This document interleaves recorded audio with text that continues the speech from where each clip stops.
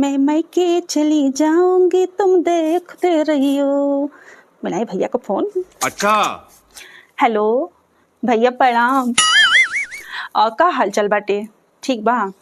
भैया एगो ना बहुत बड़ा खुशखबरी बाटे तोरे खातिर। तोहर बहिन आवतिया। हाँ कब? गर्मी की छुट्टी में। और कब? हाँ सो तन 1.5 महीना खातिर आई हम। उसके बाद लेकिन के स्कूल खुल जाई तो फिर हम चली आए। तब तक 1.5 महीना हम सोचते नैहरे में बिताई अपनी। देखा भैला ना खुश तू? हाँ कहाँ तू खुश नहीं का भैया? खुश बाड़ा? अच्छा भौजी के बता दिया कि 1.5 महीना खातिर मैं बहिन आवतिया। हाँ कहीं कहीं तो जाए के जरूरत नहीं खे। ननद आवतिया तहार। का कहत रही उज बड़ी का भौजी? अच्छा तो बतैला भैया सब सुन तरी। अच्छा तब बता दे भौजी से कि हम आवतनी। का कहत रही वो?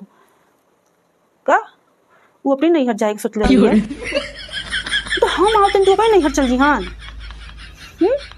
ये हाल हो गई बटे। हाँ बतावा हम आवतनी कि जो हम आराम करम भौजी हमरा के बना बना के दिहन तो हम खाएम। हाँ तनी नैहर जाली सन लड़की तो तनी राज करेली सन। नैहर में जाके ससुरा में दिन रात काम करही के बाटे। तो हम सोचल नहीं कि हम आएम तो हमारे भौजी हमारा कुली अथी करियन। भौजी लोग यही खातिर ना होला लो गाय खातिर होला लो। दाई तमार सेवा सत्कार ना करी लो तनी। का कहत रही हमरो नैहर बा। ए भैया तू कोनो ना से उनका के मनाव अब मना के कोनो ना से कह कि ना तहरा जाए के नहीं नैहर।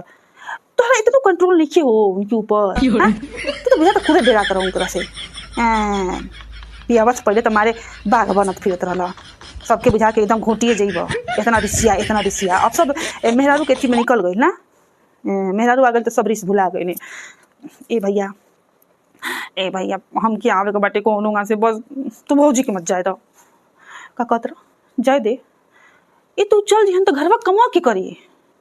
हम ए भैया हम तो खुदे ही जैसे काम करे के डरे भागत नहीं हो जुगी। हाँ तू कहत रह जाके ते काम कर दिए ते खाना बनाइए। हमसे नहीं खाना होना बनी। हाँ एक तीन मावतनी का ऐसा बा भैया ई कुल अगर रही तो हम नहीं आए। तो कहते भौजी से कि अगर उ जइहन अपनी नैहर तो फिर देख लिहन। हाँ हमार ननद के छोड़ के जाता रही नैहर अपनी। ई कोनो बात थोड़े भाई। तो सुनत है तो सुने दो हमके कौन थी नहीं खे। ठीक बा भैया रख दी हम ऐसे दिमाग खराब हो गया जौन होई तो काल बताइए भैया। हाँ हम अपन सामान वामान पैक करे वाला बानी कुली। हाँ रुका तू कोनो ना से जाए मत तो। ठीक बा भैया प्रणाम रखत नहीं।